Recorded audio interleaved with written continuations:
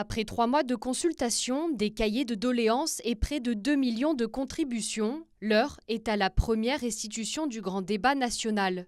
Ministres, élus et citoyens étaient réunis ce lundi 8 avril au Grand Palais à Paris. Il y a beaucoup d'attentes dans tous les domaines, dans les 4 domaines qui ont été travaillés.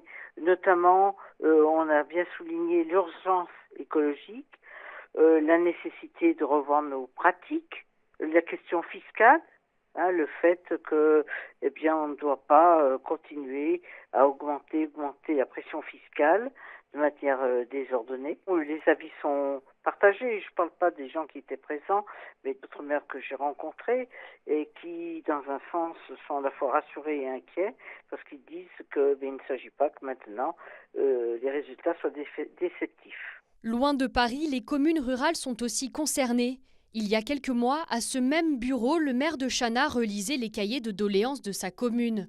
Aujourd'hui, il n'est pas surpris du contenu de la première restitution. On retrouve ce qu'il s'est dit dans les territoires lorsque nous avons déposé les cahiers de doléances, alors plutôt les plaintes. Et puis on retrouve aussi les mêmes propositions pour essayer de trouver des solutions. Donc je veux dire que Chana, écoutez, reflète ce qu'il s'est dit aussi à Paris. Moi, je suis par ailleurs réjoui de constater que dans ce qu'ont dit les Français, la commune reste quand même l'échelon le plus plébiscité. Plus de justice fiscale, baisse des impôts ou encore référendum au niveau local.